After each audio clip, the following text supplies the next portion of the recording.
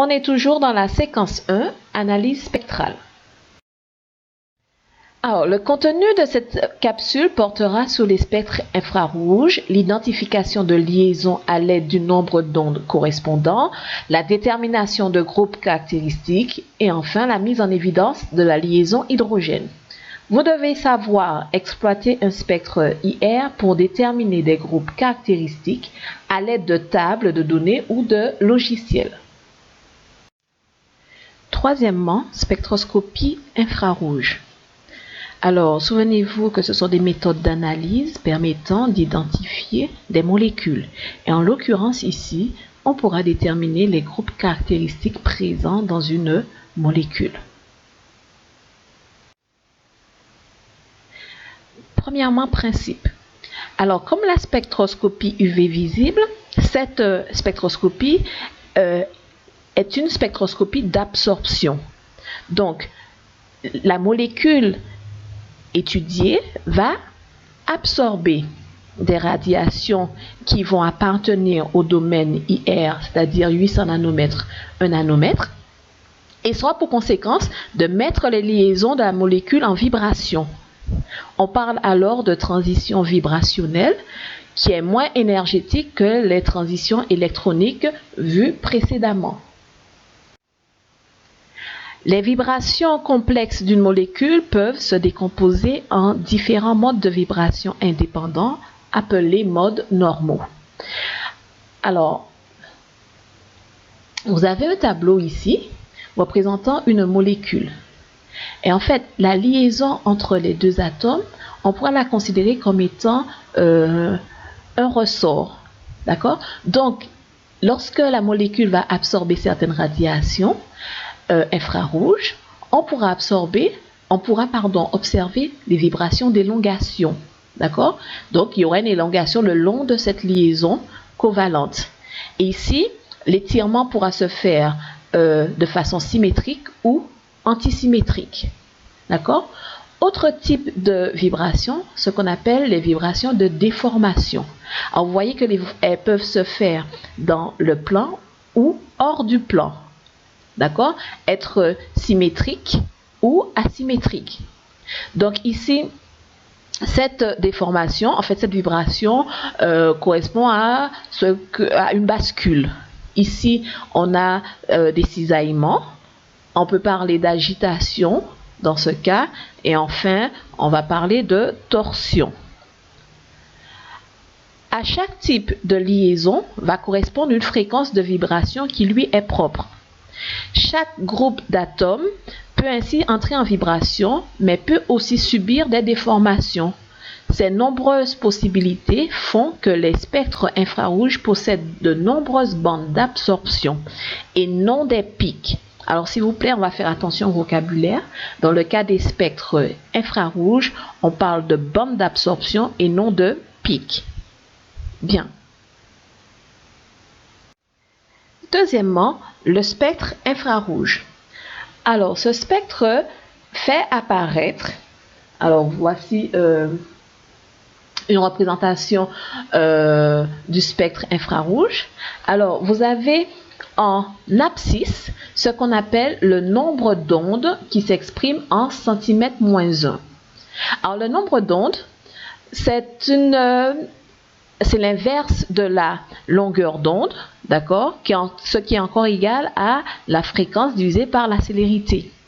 Et on a choisi une telle grandeur parce que elle a l'avantage d'être directement proportionnelle à la fréquence et donc à l'énergie du rayonnement absorbé. Alors, s'il vous plaît, notez que l'axe des abscisses est orienté vers la gauche. OK? Et il s'étend, cet axe des valeurs 600 à 4000 cm-1, ce qui correspond à des longueurs d'onde dans le vide comprises entre 2,5 et 17 micromètres. D'accord? Ce qui correspond au domaine des infrarouges. Et en ordonnée, on a ce qu'on appelle la transmittance T, ici, axe orienté vers le haut, et qui est égal à quoi? À l'intensité lumineuse transmise sur l'intensité lumineuse incidente. Alors souvenez-vous que on a une solution à analyser et sur cette solution on envoie un rayonnement électromagnétique ayant une certaine intensité lumineuse I0. On en a parlé dans le chapitre précédent. D'accord? Alors, cette solution va plus ou moins absorber certaines radiations. D'accord? Et la lumière transmise, d'accord, qui en ressort, aura une certaine intensité I. D'accord? Et donc, la transmittance T est en lien avec l'intensité transmise et non plus avec l'intensité absorbée. Et donc, plus la transmittance sera petite et plus l'intensité transmise I sera faible et donc plus l'absorption sera importante. Alors, la transmittance s'exprime en pourcentage et si la transmittance vaut 100%, ça veut dire qu'il n'y a pas d'absorption. Donc, on est ici, il n'y a pas d'absorption. Par contre, si la transmittance est nulle, on dira que l'absorption est maximale.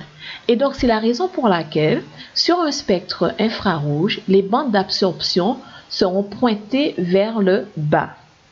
D'accord?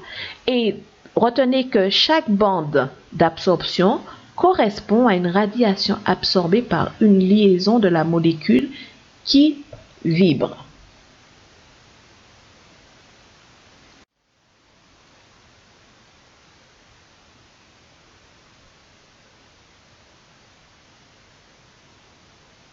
Troisièmement, exploitation du spectre infrarouge. Alors, sur le spectre, ci-dessus, vous observez des bandes d'absorption qui sont caractéristiques des groupes fonctionnels d'une molécule. Une liaison chimique donnée absorbe dans des plages qui dépendent du groupe caractéristique auquel la liaison appartient. Donc, chaque bande sera associée à un type de liaison. Alors, on va déterminer deux parties sur ce spectre IR. Alors, cette première partie qui correspond à de grandes valeurs de nombre d'ondes, d'accord, sera le domaine des bandes caractéristiques de certaines liaisons. Et donc, ce sera dans cette partie du spectre infrarouge que vous pourrez déterminer les groupes caractéristiques, identifier les groupes caractéristiques. Alors, dans un domaine allant de 1300 cm-1 à 4000 cm-1. Cette autre partie du spectre infrarouge est appelée empreinte caractéristique du composé. Alors, ce sera difficile d'attribuer les bandes observées à des groupes d'atomes. Donc, ici, on va mettre cette partie de côté, d'accord, et exploiter plutôt la partie de gauche du spectre.